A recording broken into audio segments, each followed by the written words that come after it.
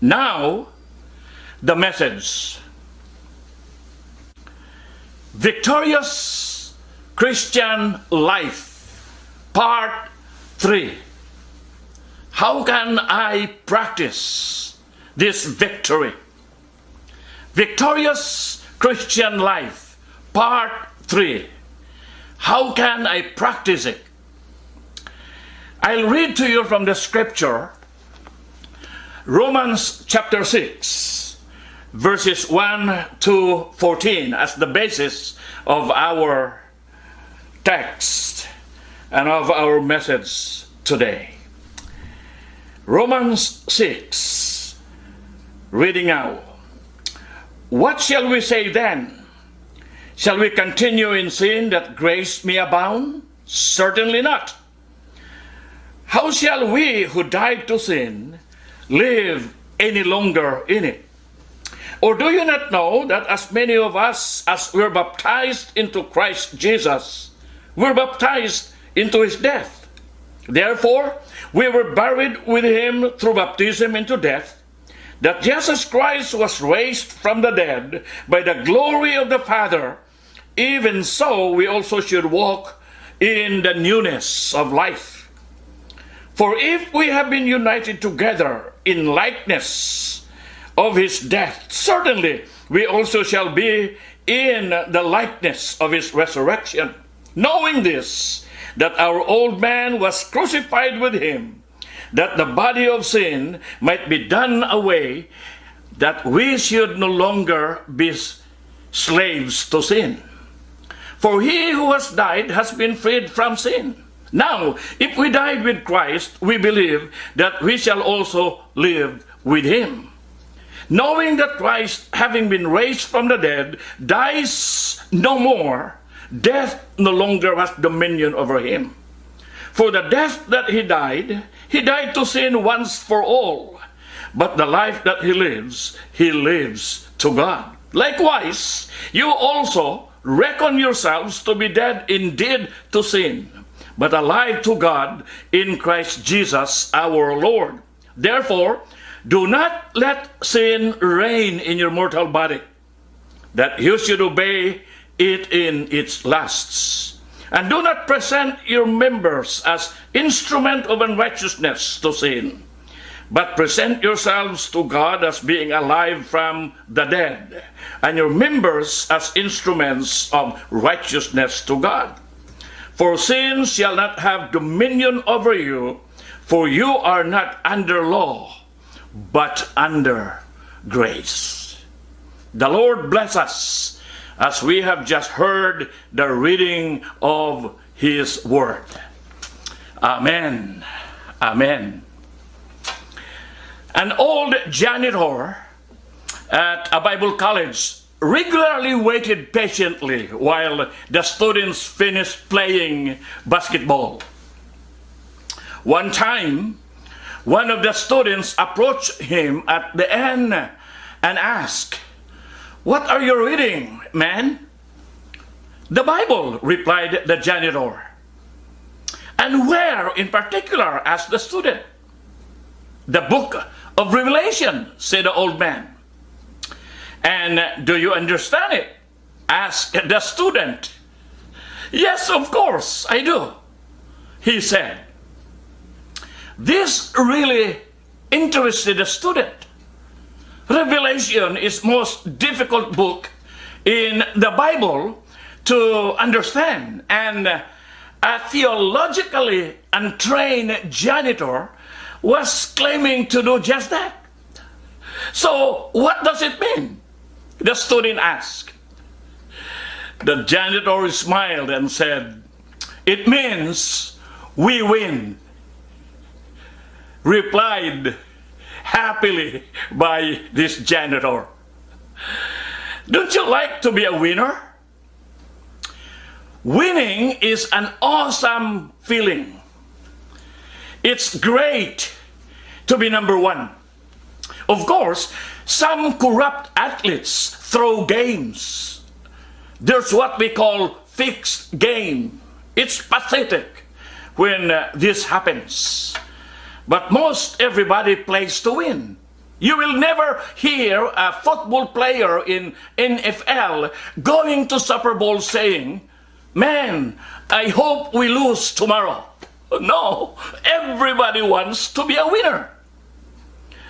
So let me ask you, how much victory do you have in your Christian life? How much victory do you want more? Yes, we can have it. We can have more victories because the Word of God provides the how. The Word of God provides the means. We can have more wins. The letter of Paul to the Romans is placed first among his 13 letters in the New Testament. The book of Romans is a book of practical exhortation. The good news of Jesus Christ is more than facts to be believed. It is also a life to be lived. Right here in this passage in Romans 6, verses 1 to 14, God gives us 4 keys to a victorious Christian life. 4 keys to a victorious Christian life. The first key to a victorious Christian life is knowing the truth of your new life in Christ. You have to thoroughly know the truth about your new life in Christ. Paul stressed this 3 times in these verses. In verse 3, or do not you know that as many of us were baptized into Christ Jesus, were baptized into his death? And then in verse 6, knowing this, that our old man was crucified with him. In verse 9, knowing that Christ, having been raised from the dead, dies no more. God wants us to become so fully acquainted with the truth of our new life. The 2 of these words, know or knowing, that Paul used are from the same word that describe the oneness between husband and wife. This is how close we are to know this truth of our new life in Christ. Let's look at the truth of our new life in Christ. In verses 1 to 3 of chapter 6 of Romans, the new life starts with a death and a burial. Romans 6, 1 to 3. What shall we say then? Shall we continue in sin that grace may abound? Certainly not. How shall we who died to sin live any longer in it? Or do you not know that as many of us as were baptized into Christ Jesus were baptized into his death? Brothers and sisters, we don't want to make the mistake of thinking that Paul is only talking about water baptism here. We are not saved by water baptism. Being put into the water is an outward sign of an inward reality. The thing we can see with our eyes is a symbol. And the thing we can only see by faith is the spiritual reality. The reality that when you receive Jesus Christ as your Savior and Lord, he comes into your heart. And you come into him to live as part of his body. That's why Paul says in verse 3 that we believers have been baptized into Jesus Christ. We are in Christ and he is in us. William Barclay, in his study books of the New Testament, had helped me understand this truth by comparing it to the air we breathe. He said, we cannot live our physical life unless we are in the air, and the air is in us. And we cannot have spiritual life unless we are in Jesus, and He is in us. But if we have believed in Him, then He is in us, and we are in Him. This is extremely important, because it means that when we were baptized into Jesus, verse 3 says that we were baptized into His death.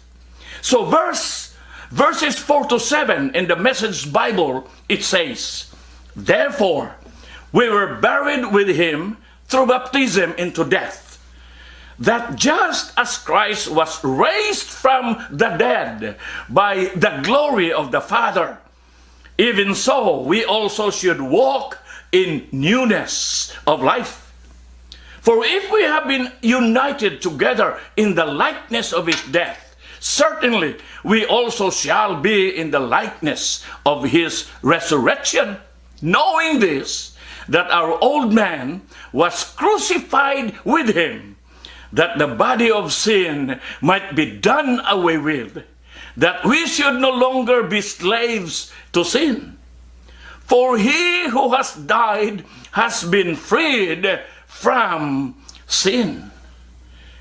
You have to know that before we came to Jesus, we were slaves to sin. Paul mentioned this in verse 6. Sin is such a cruel slave driver. But brothers and sisters, sin cannot force us to be a slave for him anymore, because we are dead in Christ. For he who is dead is freed from sin. Believers, when Jesus died on the cross over 2,000 years ago, we were there with Him too. In Him, our new life in Christ started with a death and a burial, but it ends with a resurrection. We see it in verses 8 and 9. Now, if we died with Christ, we believe that we shall also live with Him, knowing that Christ, having been raised from the dead, dies no more. Death no longer has dominion over Him. Thank God for the resurrection of Jesus Christ. And His resurrection belongs to all believers. For in verse 5, Paul said, if we have been united together in the likeness of His death, certainly we also shall be in the likeness of His resurrection. Thank God for the resurrection of Jesus Christ. You know, that symbol of water baptism would be pretty rough if it wasn't for the resurrection. How long can you hold your breath? The good news is, I don't have to hold you down under the water, because Jesus rose from the dead. God brings life out of death for all who put their trust in Jesus Christ. And if we have trusted in the risen Christ, we have the power of His resurrection working in us right now. So the first key to victory is knowing the truth of your new life in Christ. The second key to a victorious Christian life is counting on the truth of your new life in Christ. Counting on the truth of your new life in Christ. God wants you to know the truth in the deepest part of your heart. But that is not enough for victory. You have to start consciously counting on the truth. Start taking your new life into account. In other words, by faith, you have to start counting, banking on the reality of this truth in your life. We see this truth in verses 10 to 12, where Paul said, "For the death that Jesus died, he died to sin once for all. But the life that he lives to God. Likewise, you also reckon yourselves to be dead indeed to sin, but alive to God in Christ Jesus our Lord. Therefore, do not let sin reign in your mortal body, that you should obey it in its lusts." The word reckon in this verse is a bookkeeping term. It means to count on something or to bank on it. Brothers and sisters, the new life belongs to us because we belong to Jesus. But we have to start taking this new life into account. A small example is the time change we went through every year. Fall back, spring ahead. We did experience that.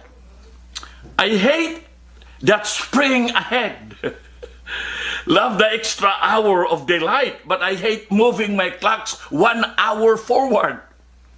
Have you ever forgotten to do it sometime? You got up on a Sunday morning and you thought it's only 8. I've got plenty of time to get to church. It felt like 8. All the clocks in your house said 8. But a new time had come. Then you turn on the TV and it said 9 in the morning. You turn on your computer and you check your gadgets and it said 9 in the morning. Maybe you called your best friend and he said it's 9 o'clock.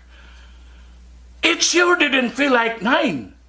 But if the TV, your computer, your gadgets, and your best friend say it's 9, you better set aside your feelings. Yes, set them aside and go by what you know to be true. You reckon. Jesus Christ is your best friend. And what he tells us in his word is this: we were crucified with Christ. We were buried with him. We raised again. Now, therefore, reckon it. Start counting on it every day. Or as Paul said in verse 11, likewise, you also reckon yourselves to be dead indeed to sin, but alive to God in Christ Jesus our Lord. So the second key to victory is counting on the truth of your new life in Christ. The third key to a victorious Christian life is yielding to the truth of your new life in Christ. Yielding to the truth of your new life in Christ. This is the hard part, because in verses 12 to 14, we find that we are pulled in two directions at the same time. The K word in verse 13 is translated present in the New King James Version and translated offer in the New International Version. But I like the word yield used in the King James Version because it helps us to see that we are pulled into two directions. Let me plug in that word yield into the New King James Version, verses 12 to 14.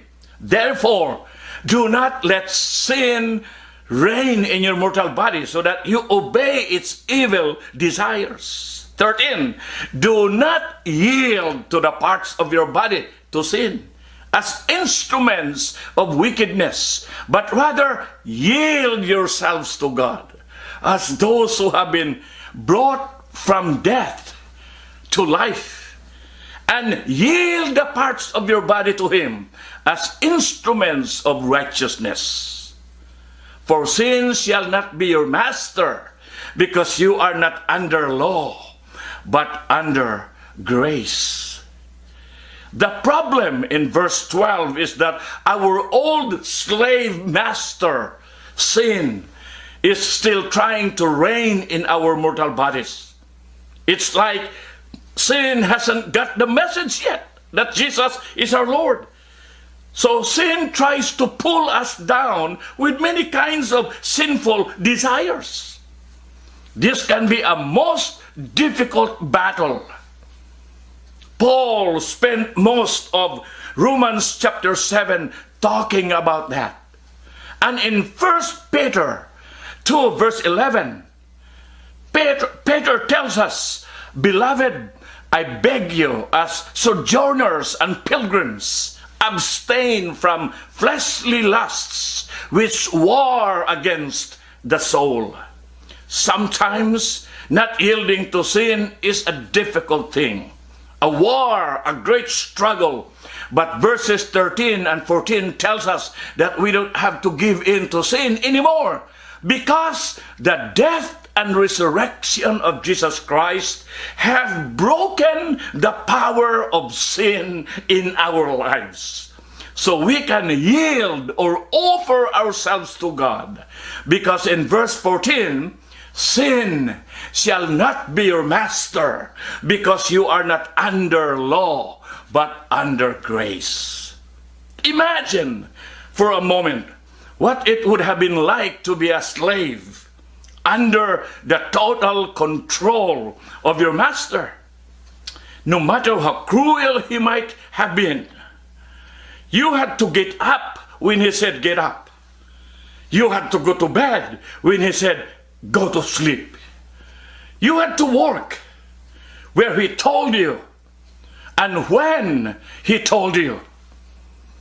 You had to eat what he gave you, even if it wasn't fit for the dogs.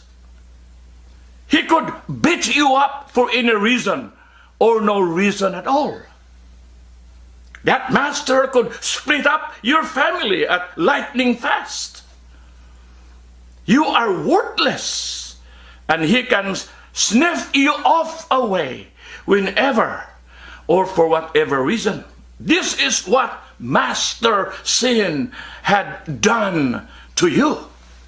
You're chained to his bondage, which you don't have your will over. On January 1, 1863, Abraham Lincoln signed the Emancipation Proclamation, and the cancer of slavery began to be healed. This great document was supposed to free every slave. But the sad truth is, not every slave was freed. One reason why is because some of them didn't know it. They never heard of the good news. Other slaves heard the truth, but it seemed too good to be true. They had been slaves for so long, they just couldn't not believe it. They didn't know how to count on it in their hearts. Others continued to live as slaves because they were still bullied by their old masters. They would yield to them even though they didn't have to.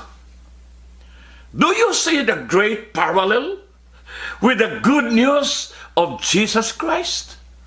God signed our Emancipation Proclamation over 2,000 years ago when Jesus died on the cross. And it becomes yours the day you open your heart to trust the Lord as your Savior. But you still never live in the victorious freedom of Christ without knowing the truth, counting on the truth and yielding to the truth of your new life in Christ. Knowing, counting, yielding. These are three of the keys to victorious Christian living. But the fourth key to a victorious Christian life is walking in the truth of your new life in Christ. Walking in the truth of your new life in Christ. Start walking in the new life you have in Jesus.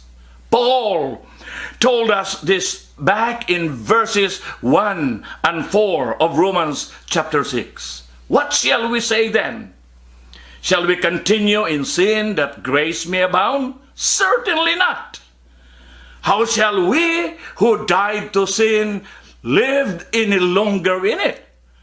Or do you not know that as many of us as were baptized into Christ Jesus, were baptized into his death? Therefore, we were buried with him through baptism into death, that just as Christ was raised from the dead by the glory of the Father, even so we also should walk in the newness of life. Walk in the newness of life. That's the fourth key to victory. Brothers and sisters, how's your walk been going lately? One pastor found this description about how we might walk if we walk the way some people drive. He said, we'd suddenly race one another down the sidewalk. If someone stepped out in front of us, we'd start catching up with them side by side. We'd make faces and yell at people who don't walk like we want them to. We'd grunt and growl while waiting for the light to change at the crosswalk. That's what he observed. Brothers and sisters, a victorious living is a struggle between the old man and the new man. It's like a dog fight. If you feed one, it becomes strong. Starve the other, it becomes weak. Now the question is, how's your spiritual walk going? Christians are headed in a different direction, and God wants us to be walking in a different way. A different walk for a different people. As we see in verse 4, therefore, we were buried with him through baptism into death, that just as Christ was raised from the dead by the glory of the Father, even so we also should walk in the newness of life. But what does it mean to walk in the newness of life? The Apostle Paul helped us understand in Ephesians 5 verses 1 and 2, where he said, therefore, be followers of God as dear children, and walk in love as Christ also has loved us and given himself for us, an offering and a sacrifice to God for a sweet smelling aroma. Walking in newness of life means walking as followers of God. And that word follower means to be an imitator of Christ. The original word is where we get our word mimic. God wants us to mimic Jesus. And when we look at the Lord's life, there is no doubt that we found somebody worth following. So we are to do the things we see Jesus do, living, loving, and giving our lives as an offering to God. Walking in newness of life is also walking as dearly loved children of God. We pay a lot of attention when our children first learn to walk. A loving mom might have recorded the day of your first step. But you know how it is when a baby learns to walk. They stumble and stagger all over the place. And there's mom or dad following right behind to catch him when he falls. That's the way I see our Heavenly Father. We're not always paying attention to Him, but He is always paying attention to us.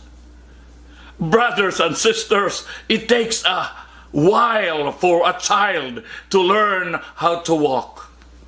The same is true for our spiritual walk. In fact, it takes a lifetime for us to fully learn how to walk in the newness of life.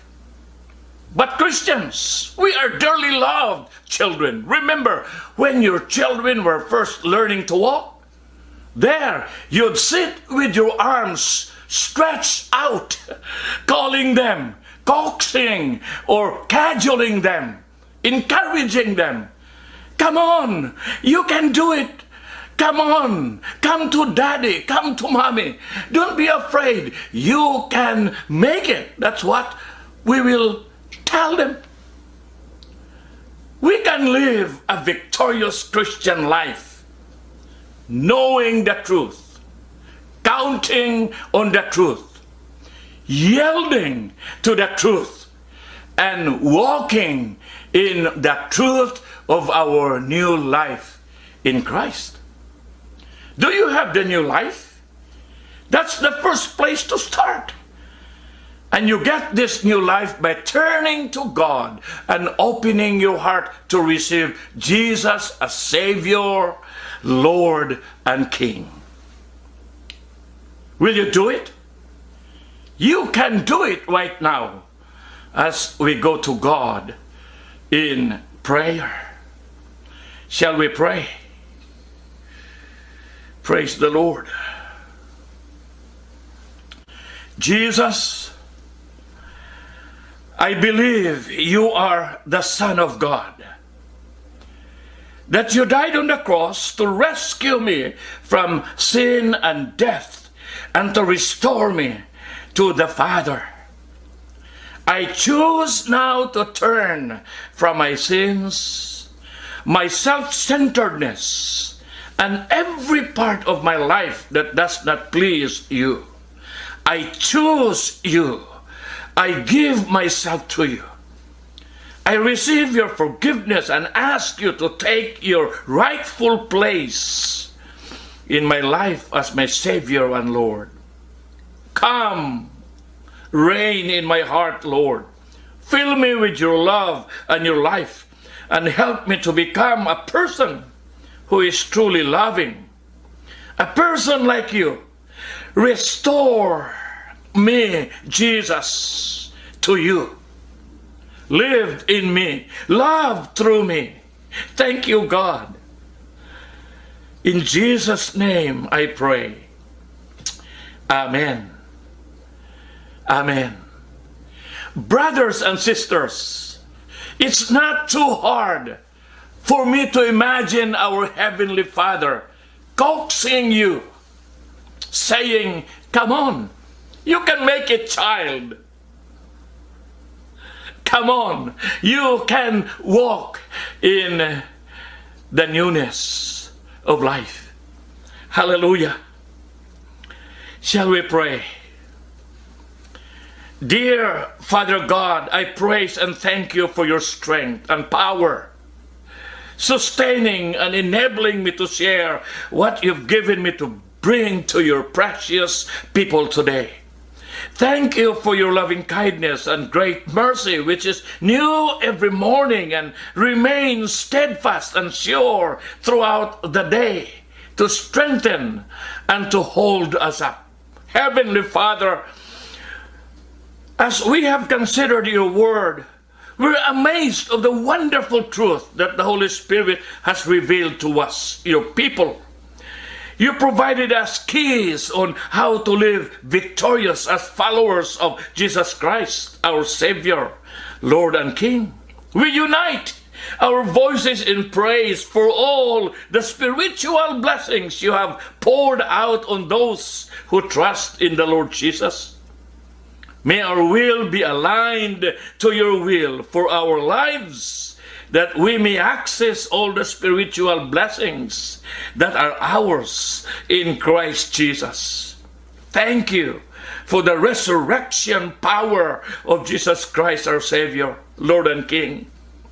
In a world that grows increasingly dark, help us hold up His light. Give us the courage to speak boldly and never be ashamed of proclaiming your good news. In Jesus' name, amen. Amen. Hallelujah. Now, the benediction. The Lord bless you and keep you. The Lord make His face shine on you and be gracious to you. The Lord turn His face toward you and give you peace. Let the majesty of the Father be the light by which you walk. The compassion of the Son be the love by which you talk. And the presence of the Spirit be the power by which you live. In the name of the Father, and in the name of the Son, and in the name of the Spirit, let everyone says, Amen and Amen. God bless. Thank you for worshiping the Lord with us. We all love you. I love you. Be well and be safe.